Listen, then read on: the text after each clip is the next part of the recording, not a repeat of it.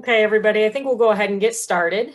Glad you could join us tonight. I'm Emily Reynolds. I'm the Executive Director at Cornell Cooperative Extension in Chautauqua County, and I'm here with some of my colleagues from Cornell Cooperative Extension, and we're excited to be partnering with Push Buffalo to bring some virtual energy education across the Southern Tier, Western New York region, out into some more rural areas of Western New York. So I just want to let you all know that we are recording this. So just so you know, and if you want to come back and visit it again, you're welcome to. Or if you know other people that might be interested, please share it when you're done. We would like you to change your name.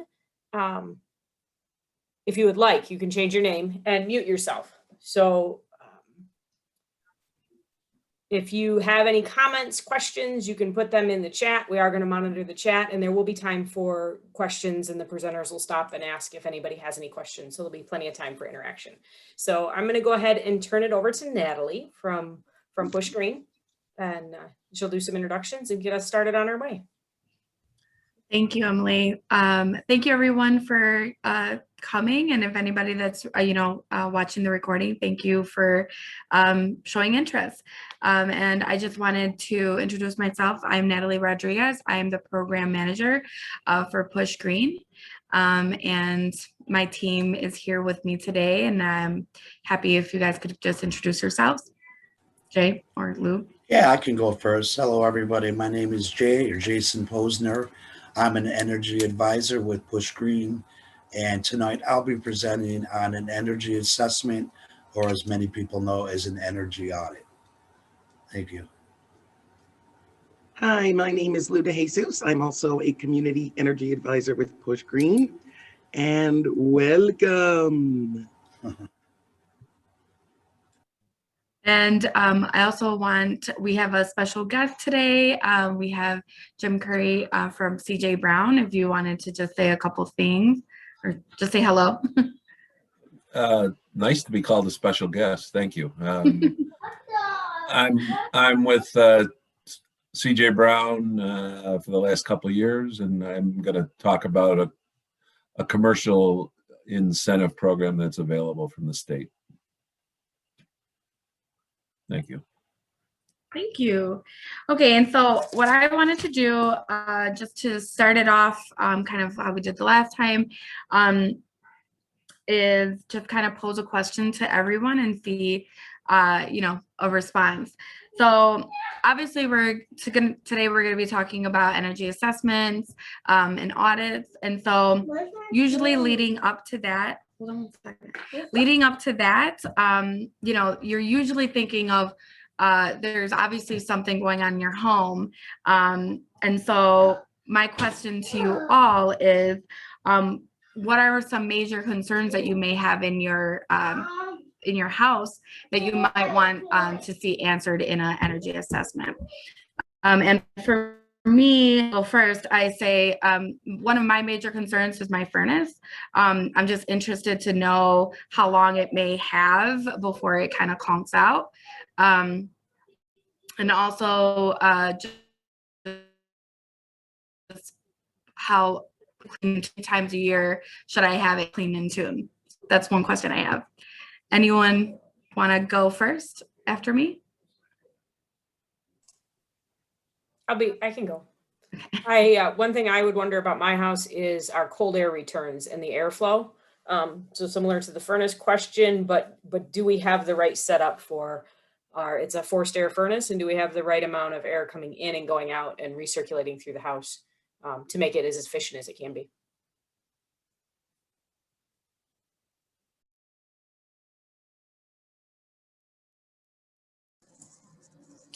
I definitely want to find out about my insulation. I bought this house just about 4 years ago, and I've had a variety of different issues that have made me question whether it's very well insulated. And then this winter I had an ice dam in my gutters and it leaked in the house. And so I definitely have to have someone come and check my insulation sooner rather than later.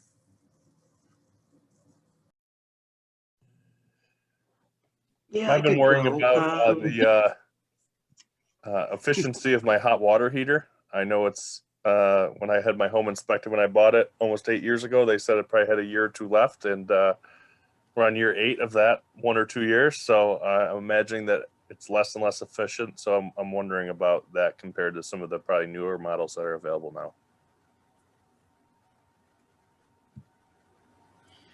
We have some recessed lighting that we believe we're losing heat through in the winter time because we have icicles on our house in the front.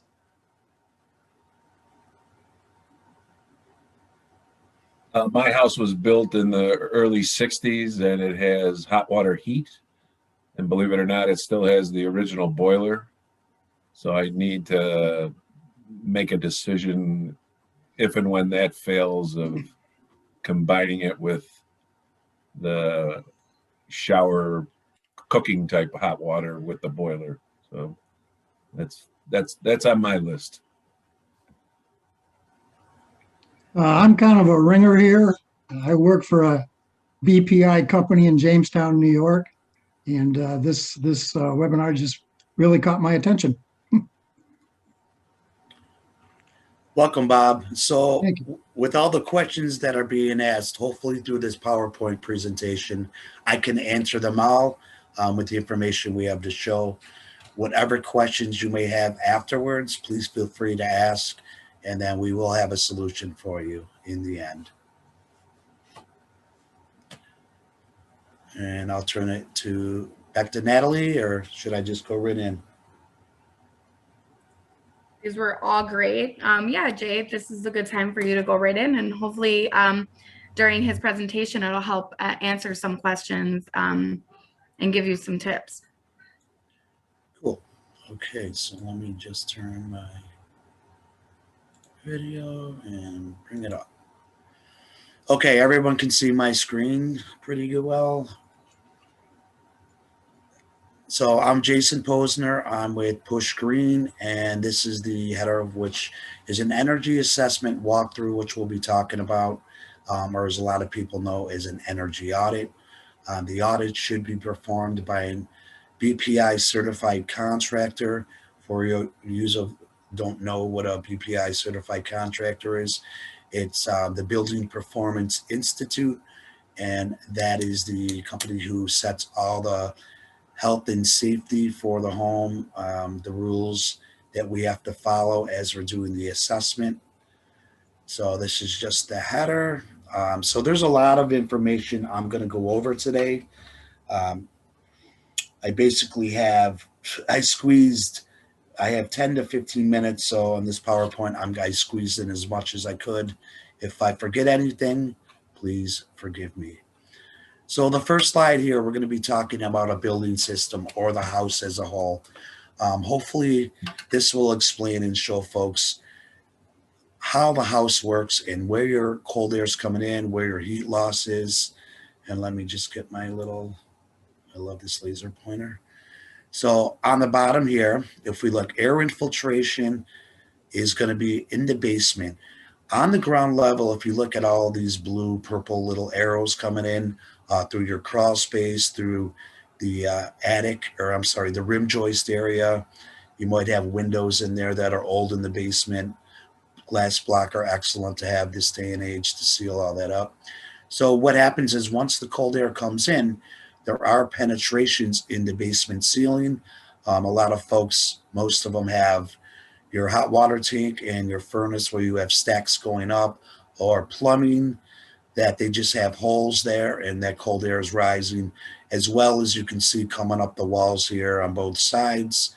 And with that stack effect, you're just pushing the hot air up, as you can see, second floor and then through the attic. I know there was a question about recessed or can lights. With the heat rising, to have a can light in the second floor, we recommend can covers, which will seal the cover up from the attic, or spray foam that'll keep the heat in the building shell. An added hatch is another one you want to make sure that's sealed up, or they have attic tents, we call them, which zippers all the way around the tent here. So yeah, this is pretty much how it works. It's like putting a hat and boots on your house for the winter time. And by having a well-sealed house as well, in the summer it will work in reverse. It'll keep it cooler by having the air conditioning running, and warmer in the winter. So I'm going to go to the next slide here. So before I do an energy audit, this is my preference. A lot of auditors will do it differently. But from my experience I've been doing them 13 years and I've probably been on over 1,400 audits. I will take a curbside view before I go into the home. Now with the curbside view, I'll take visuals such as the roof, chimney, siding, windows, etc. And then for wall insulation, I'm going to determine what kind of siding on the home that it has so I can take the right insulation approach. Some examples are vinyl siding, wood siding, asbestos shingle, aluminum, cedar shake. And if it is a brick home, the approach you want to do on a brick would be from the interior, which we call a drill and patch, where we drill the hole in the inside. We fill it with the cellulose, put a plug in it, and then we'll seal it and paint. And then before I will go in as well, I'll take measurements around the length of the home for my square footage of the house. And I'm going to move on to the next slide. So the next step after that, I will go and enter the home, and this is the homeowner paperwork time. So I'll sit down with the homeowner and we'll fill out paperwork and the applications for the specific program that they applied for. The Empower New York is the free program. There are other audits available, which are paid programs and fees, but the Empower is the one we deal with, which is it's free. So that at that point, then I will collect the gas and electric bills. That will give me the usage for how many therms they're using for gas and kilowatts for electric. While I'm doing that, I will plug in the refrigerator for about an hour. By plugging it in, it'll give me basically the base load of usage with the kilowatt meter, so I can see if the refrigerator is eligible for replacement. I'm sorry. A lot of older refrigerators, 20, 30 years old, are just taking, that meter's going to go crazy, and that may be eligible for replacement through the program. If it is 10 years or newer, 9 times out of 10, they will not replace it. And also I will install up to 16 LED light bulbs. That is as many as Empower New York will let you put in the home. And that'll give you the SIR for electric. Excuse me. My next slide is a health and safety as well. I'm going to go over with the homeowner. I make sure they have smoke and carbon monoxide detectors. They should have one in a common hallway by the bedrooms. I know folks have them in every bedroom or just like everywhere in their home, which isn't bad. But as far as the program's concerned and the rules, you only need one per hallway. And then you want a hardwired one in the basement, which we call the CAS zone, which is the combustible appliance zone. That is the new code now if you do have a new furnace or hot water tank installed. Then next, no electrical clutter. I've seen a lot of homes where they had power strips plugged into their wall, cords everywhere, tangling, tripping hazards, and fire hazards as well.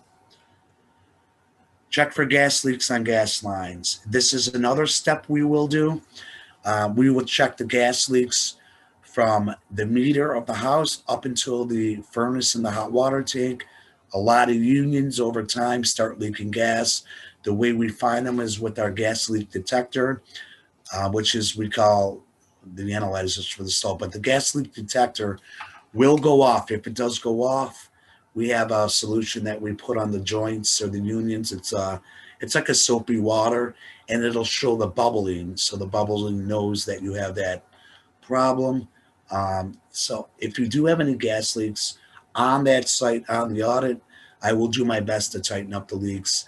If not with the program, because it is a health and safety issue, they sometimes want you to shut the home down, not shut the home down, meaning shut down whether it's the furnace or tank, whatever the line is running to, because that can be a big risk. In the wintertime, it is tough if they have children. I try to work it out and get them repaired on site for the homeowners and families. So next, basement rim joist installation. We're going to start in the basement. So many homes have the fiberglass bats, which is an R13 value. I know probably 90% of the homes I've gone into, older homes, will have fiberglass or they'll have stuffed newspaper, because that was the way we used to do it back in the 50s, 60s, early on. So what the fiberglass does, it basically works as a filter. It slows the air down, but does not completely stop it, because you have a lot of air coming through behind there from the exterior, which I showed on the house chart, how it infiltrates in behind the fiberglass. And then over time that will get dirty. So next we're going to go to the proper way. Spray foam insulation. So on the top, I have two pictures here. On the top picture, that's for the rim joist, or we can call it the band joist. It's 2-part polyurethane foam, what we use. We spray it on lightly. It expands to 2 inches. It goes on really hot, and then within 2 minutes, it cures, and that will give you your 2 inches of foam around each cavity in the rim joist. And then that'll give you a value of R14, R value.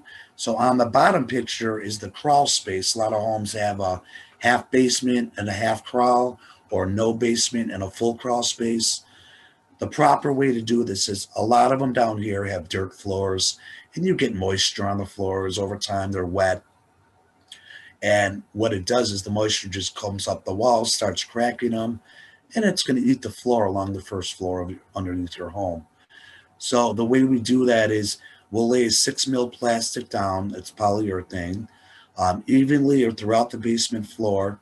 Then we'll come up the wall about 3 to 4 inches, and it basically creates that moisture barrier for you. So with that, after that, we get it up there, then we're going to spray the foam around the crawl walls about 2 inches, and that's going to go up around the whole perimeter of the basement, or the crawl space, I should say. Any penetrations you can get on the floor, we look for that.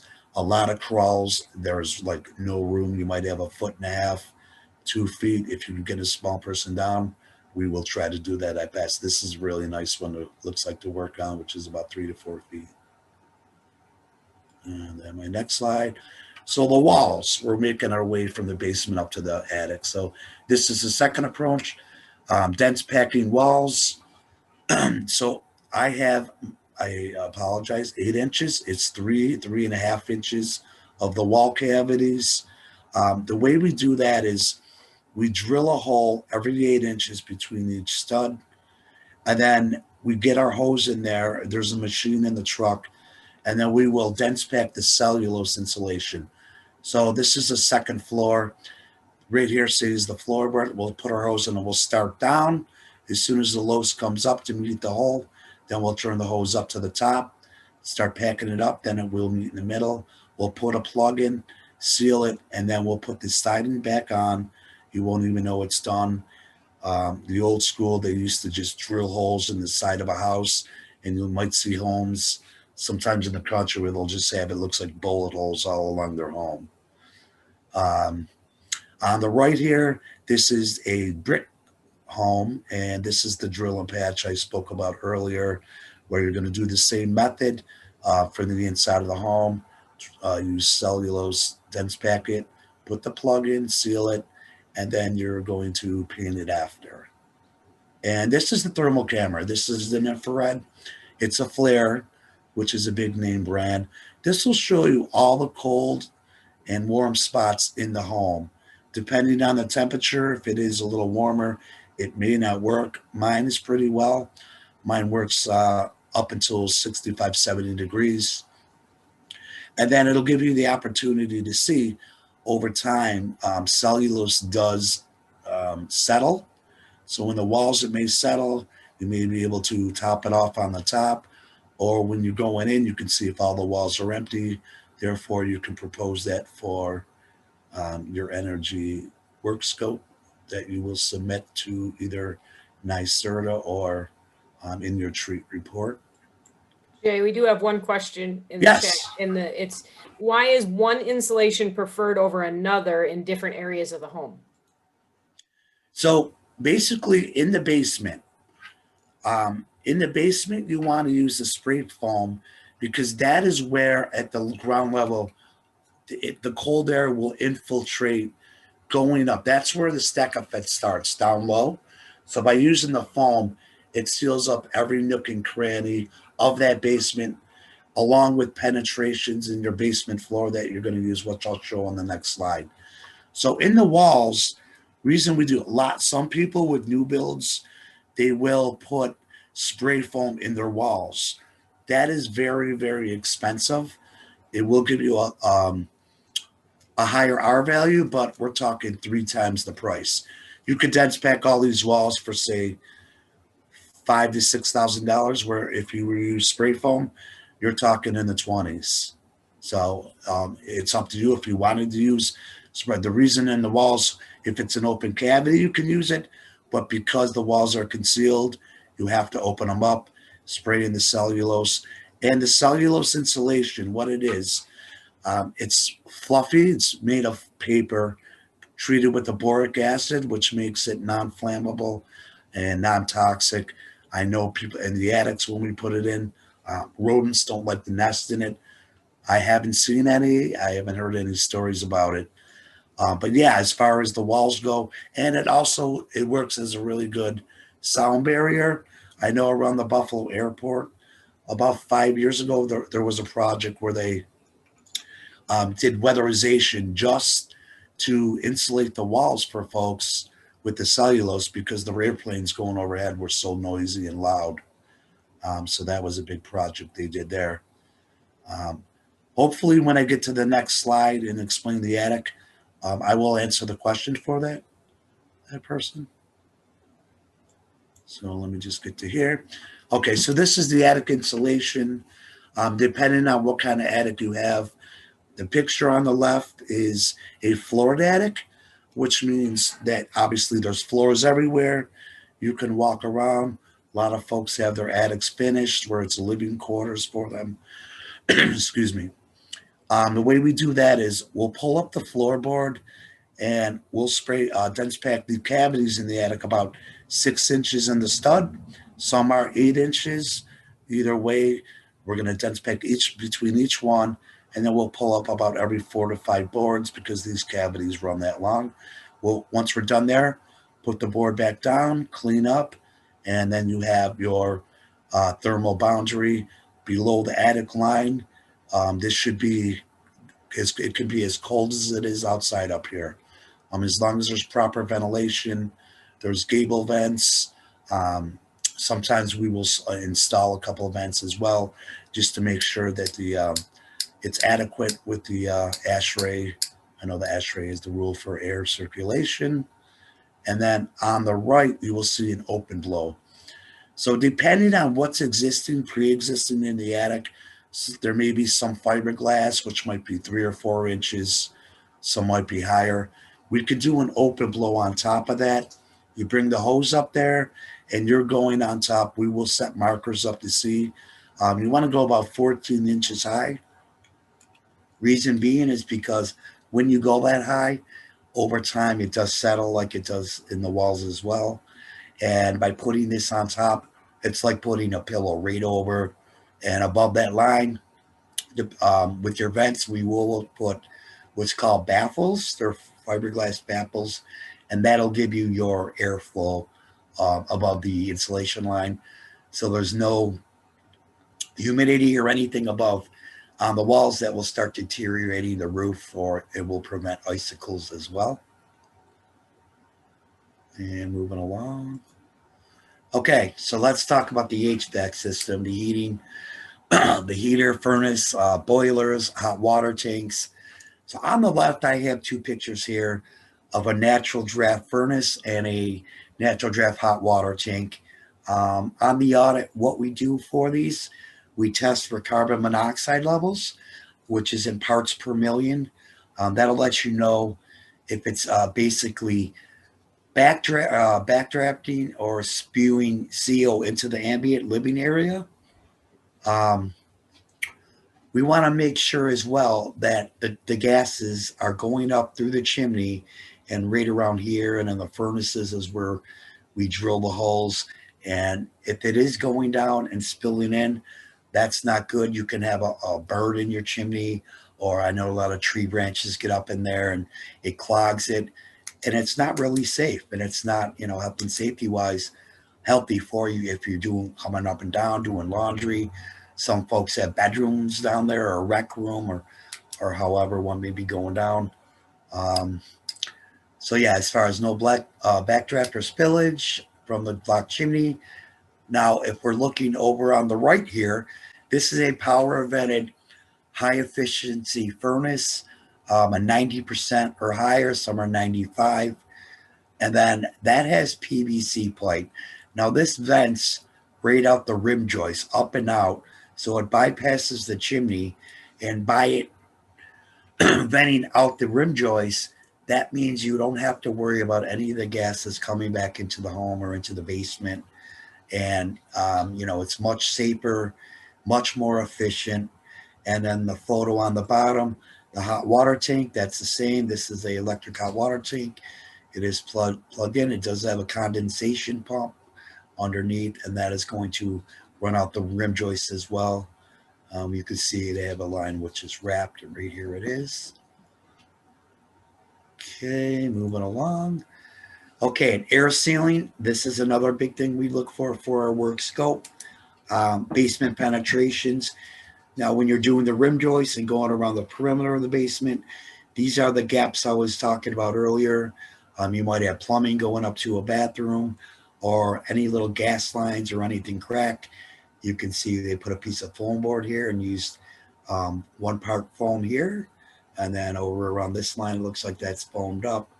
If you have hardwood floors, this helps out a lot as well. It keeps them warmer. And then sliding across. Obviously, we look for weather strips and door sweeps here. Caulking your windows is very important. We get a lot of concern from homeowners, and the number one thing they say to us is, "My windows, I need to replace them. They're so drafty. They're only 3 years old." Well, with that being said, it's really not the window itself. If you look around the window, it's the framing or the wood that goes around. You'll see cracks in there, and that's where the air is coming through, more so a wall. So you want to kind of caulk around the perimeter of the wall here. And then if you do have older windows, chances are if you see condensation in them, it is seeping, the seals are bad, and they're filled with an argon gas, which double pane, triple pane is, and that gas just leaks out. And then you can tell your seals are bad. A lot of sashes you can get replaced under factory warranty, depending on how long you've had the windows. Moving along. So the blower door test. A lot of folks wonder, what is a blower door test? They hear about it. Right now with NYSERDA and Empower, because of COVID going on, they're on hold with the blower door because these fans are so powerful. They're going to basically suck all the air out of your home and depressurize your home. And how it works is there's 3 ring settings depending on the size of your home. Bigger homes you might want.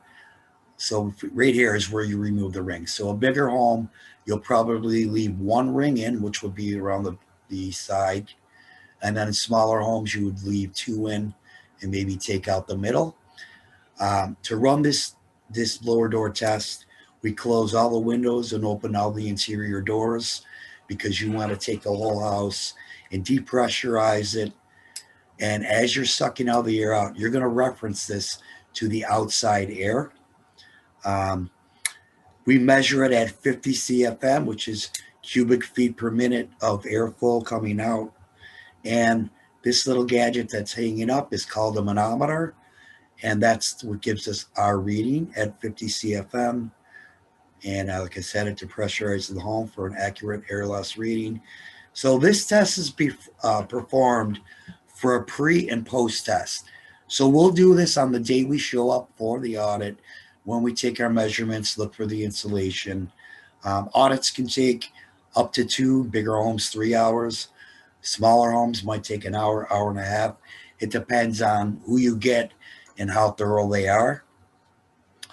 And yeah, so once you have work done, we will come back after the fact, do another blower door test, and that will give us the measurement of how much airflow we cut off in your home. And then a percentage, we shoot for about 35 to 40%. Not always the case. To stop 50% of your air loss in your home would be great, but that's what we do shoot for, and to cut down on your gas bills. So next we're going to get into a little bit of electric. I only have a couple more slides left. I know my time is going, but like I said, a lot of information. If I forget anything, please email me, call me. It's all good. Electric, biggest users in the home. We have a refrigerator, always on, always running. That's why in the audit we meter it for when we get there for an hour. Portable space heaters or heater fans. A lot of folks have these in the winter. Excuse me, might use it in a bathroom or a bedroom to get the chill out. If you're using it 5-10 minutes, understand, but we don't recommend heating a home with these because your electric bill is going to be 2-3 times higher than what it would be to run your furnace, say at 68, 69 degrees or 70 for the whole time. Hot tubs are a big electrical user, as you can know. A lot of folks use them all year round. The fortunate. It's a nice luxury. Love to have one, but you know, it's a big electric user. Pool heaters, my recommendation is 5 hours per day. A lot of folks use it all night. They'll run it from 8 at night till 8 in the morning. No kids swim in it every day. No reason to do it that time. Put it on a timer, stay at 8 o'clock at night, and then till maybe 1 in the morning or so. And that will cut off a lot of electric when in the summertime, when the grid is at full bloom. Second refrigerator or freezer, we see a lot of those in the garage or basement, not being used, but running, nothing's in there. Please unplug them if you can. Some tips, here we go. Program thermostat on a schedule if you can, by turning it down during the day and cranking it back up at night is going to cost you a little bit more. If you can program it for you within a few degrees, that's great. Keep your refrigerator full at all times. When they are empty, it will make the refrigerator run harder as opposed to having more food in there. And unplug appliances if not in use. We see a lot of appliances plug in, not being used, which causes vampire and phantom voltage, terms that we use in the energy field, which I'll talk on the next slide about that. Use timer for the pool, I said that. LED light bulbs, please, those are the best light bulbs to have. They last a long time. And a 13-watt bulb will replace a 65-watt bulb. And you can see it's only using 13 as opposed to 65. More safer, they don't get hot. Power strips are the best thing to use in a home. When you plug everything into a power strip, computer, whatever you may have, please use those, because once you cut that power strip off, it cuts all the phantom voltage coming out from the wall. And a vampire energy cost. With everything plugged in, toaster oven, toasters, microwave, okay, we can make an exception. But any little thing you're not using, especially if you go on vacation, please try to unplug them.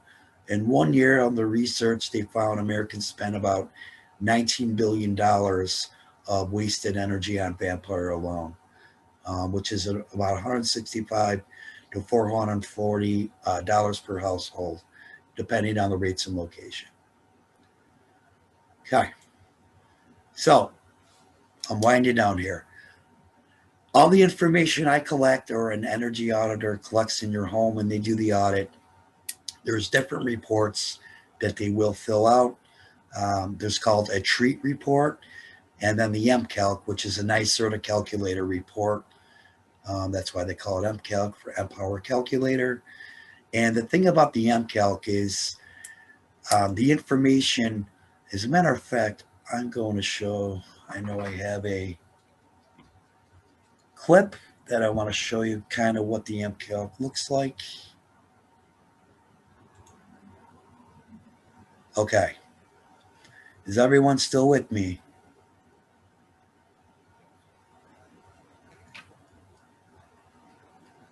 All right, so let me just find my one slide for my.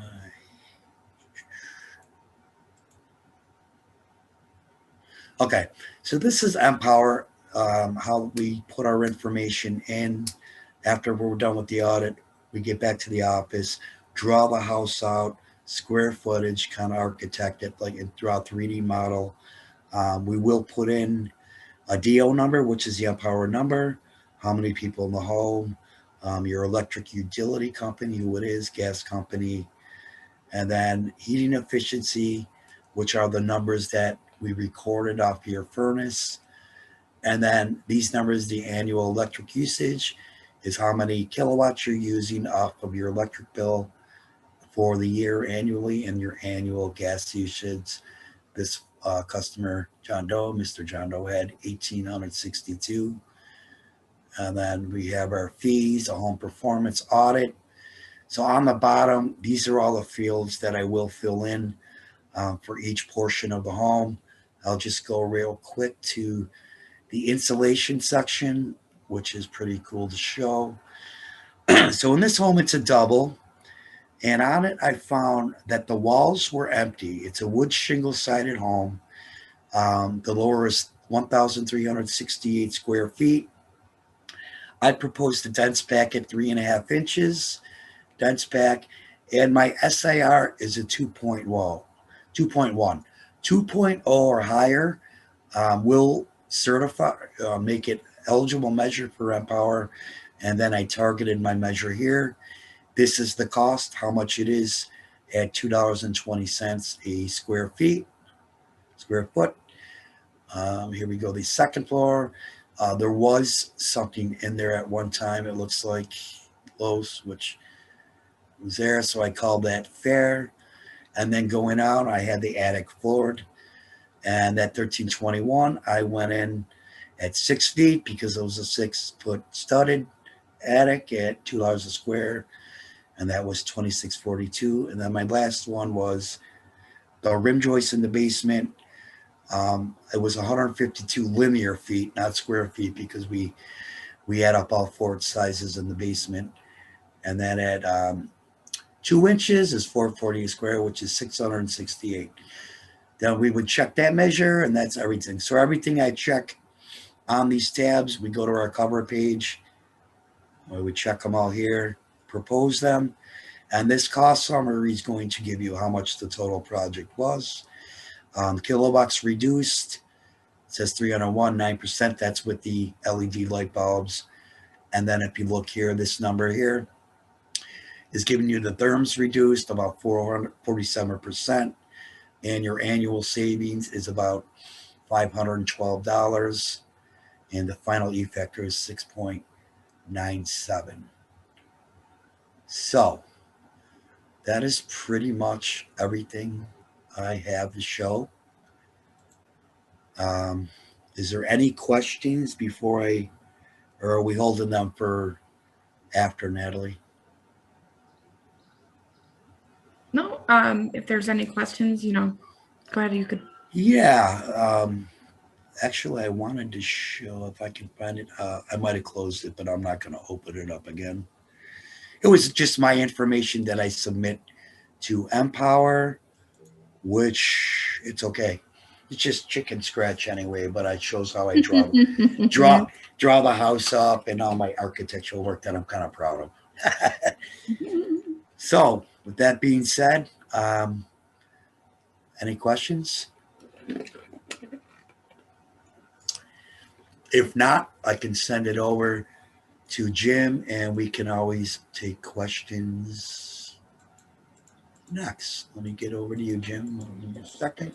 We don't have any in the chat, but feel free to unmute if you have any that popped up, or there is information in the chat on how to contact Push Green.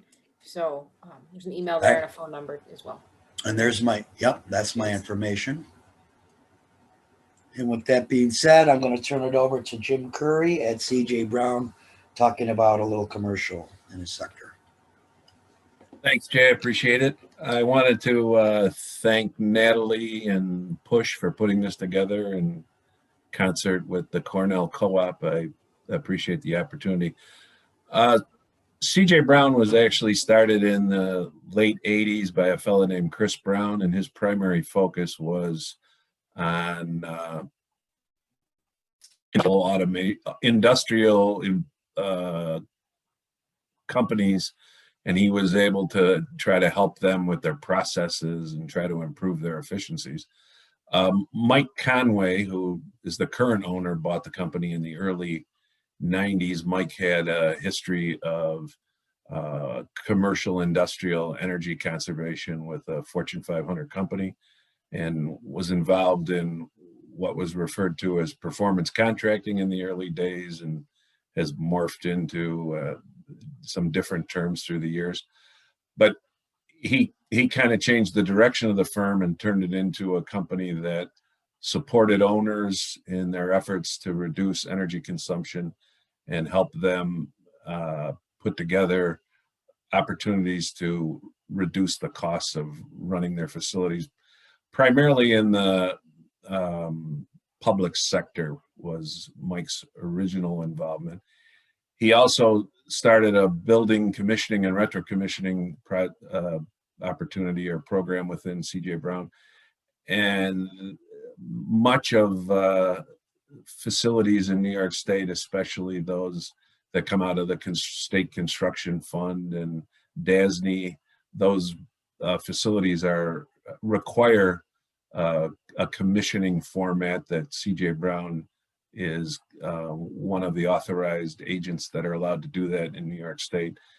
And we also are involved in consulting and technical services. We are the provider of the National Fuel Gas Commercial Incentive Program. So if any commercial or industrial customer is looking for incentives when they do energy efficiency improvements, obviously in the case of National Fuel Gas around primarily heating, we are responsible for that program from soup to nuts. I personally, that's what I market for CJ Brown, and we also do all the back office. We actually write the checks for the owners, and then we get reimbursed by National Fuel Gas. Next slide, Jay, if you would. What I'm here to talk about today, back one if you could. Thank you. What I'm here to talk about today is a NYSERDA program that's called Green Jobs, Green New York. And it's a funding source to do studies in the commercial industrial setting, similar to what Jay discussed on the residential side, except that this program, thank you, that this program is designed to help small businesses and not-for-profits.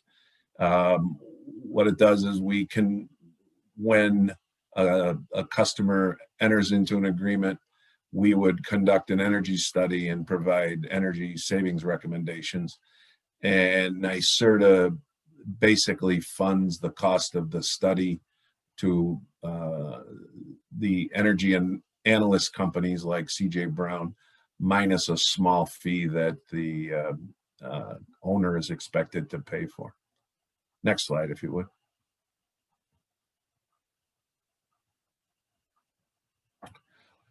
What's included is similar to what Jay talked about on a residential level, very similar on a commercial setting, except frequently the facilities have a higher concentration of energy consumption, and some of the systems are more sophisticated than you'd find in a residential setting. One of the key opportunities within doing the energy study is the interview with the folks that run the place, because they know the sins, they know where the opportunities to improve the facility is, and also you can get a handle on how they operate things. Similarly, there's a utility bill analysis that we basically convert to ultimately to a cost per square foot. And that's how we reference any savings opportunities. Being that it's funded by the state, it's not in any way associated with any utility. The evaluation doesn't in any way slant toward either in the local area, national grid, or national fuel gas. We look at things completely fuel neutral, whatever's in the best interest of the owner. Out of our study comes individual savings and costs per improvement opportunity. So, you know, if it's a lighting job, it'll price out how many lights, budget numbers for the retrofits, and a payback. So what it does is it basically provides the owners with a playbook going forward so that they can budget improvements within the facility, whether that be need-based or taking advantage of the quicker payback items first, or leveraging the quicker payback items to do other improvements that need to be done.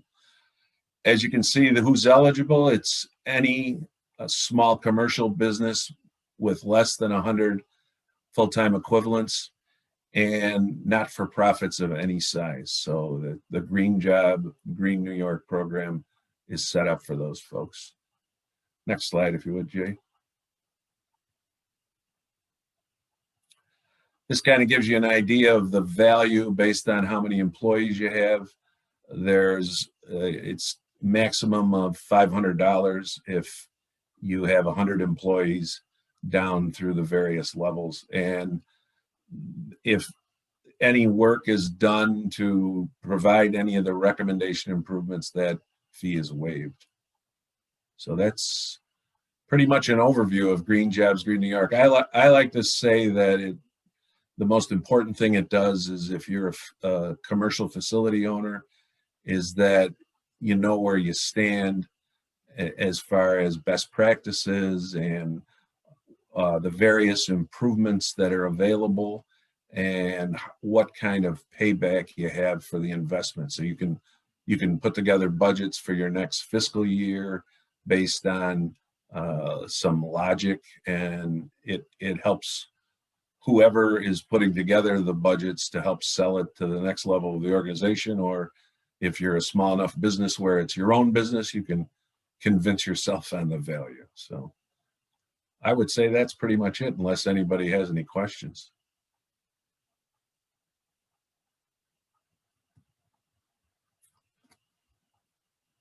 There's my information.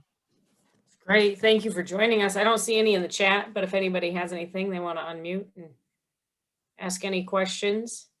Jim's Yeah, I contact just information. wondered how much, I mean, I think what you just flashed up there said is till the end of 2021, the cost of the audit gets reimbursed, but what is an approximate cost? Those are the costs of the audit, depending on how many FTEs. If you have 10 or less, it's $100, up to, if you have 100, it's $500. Okay. That's the cost of the audit. Oh, I wasn't even looking at the, okay, sorry. No, that's okay. That's the I saw cost. the thing underneath, but I didn't look at the chart, sorry. That's okay. That's the cost to the owner. Obviously, the costs are substantially higher than those, but that's the portion that the owner has to pay for. Our fee is paid by NYSERDA. Okay. Thank you. Sure.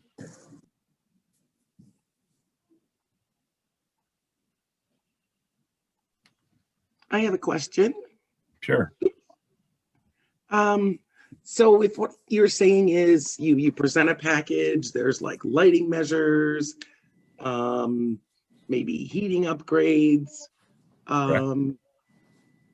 If the small business owner was to perform the lighting measures first, that would qualify them to have the audit fee waived or reimbursed, or? Yes.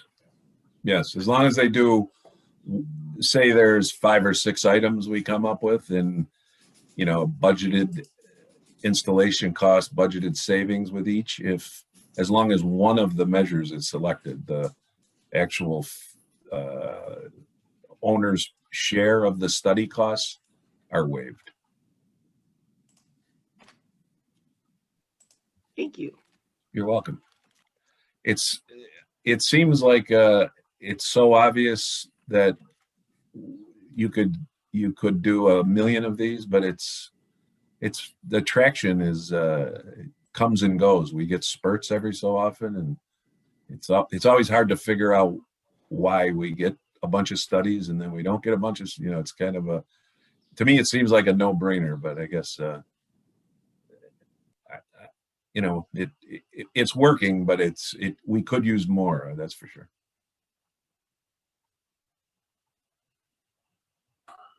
Thank you, Jim. You're Yeah, welcome. I think we have the same kind of issues sometimes, or not an issue, but the same thing. We come in spurts when we have folks that are interested in like free programming, and then it kind of dwindles away to, so, and usually for us, it's like during when the winter season comes, that's when we get a lot of residential folks interested in getting an audit done, or tapping into those free programs. So really appreciate your time and being here and letting folks know about the commercial side of what there is to offer. Yeah, any business, small business is eligible, or not for profit. So obviously churches, community groups, anybody that owns a facility is more than welcome to apply. Perfect. Does anybody else have any other questions or comments? Yeah, just that I learned an awful lot tonight. Thank you. A lot of information. What's nice is I actually asked a question that we had an electrician in the house earlier today, and one of the questions was about the insulation and not knowing like how thick it was or whatnot. And I should know this, but my husband like comes to me to ask me questions, so it feels good to be the person with the information.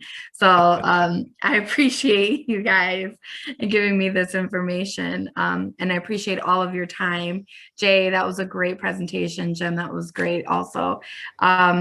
And I just wanted to uplift our next workshop, which will be April 22nd. Yeah, April 22nd. That's actually Earth Day. And I'll actually share my screen so I could show you the wonderful flyer that we have. And that one will have, so on our next one, we'll be talking about the Climate Leadership and Community Protection Act, and just come for more information on that, what it is, how it affects you, and how our work supports it. And we'll have some folks coming on to talk about that. And again, Cornell will be also participating and hosting that for us. I appreciate everyone being on this call. This will be posted on our Facebook page and on our website. So if anybody wasn't able to be here, they're able to, replay it and share it with as many people as you can, because this is all really great information to have. And next steps, if you're interested,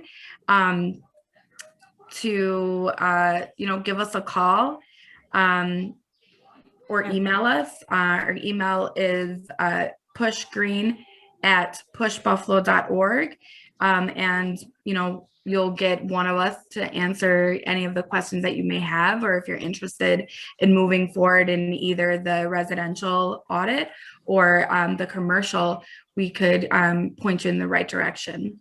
I have one last note from the chat. Sorry, Natalie. One last note is that that renters can also be covered with landlord permission.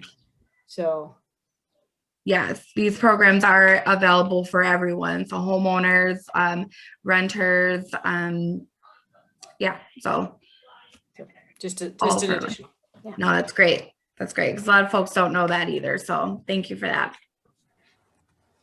So if we don't, are there any more questions or No, just lots of thank yous, and it was a great presentation from both of you, and glad we could gain this information Thanks, tonight. guys. So.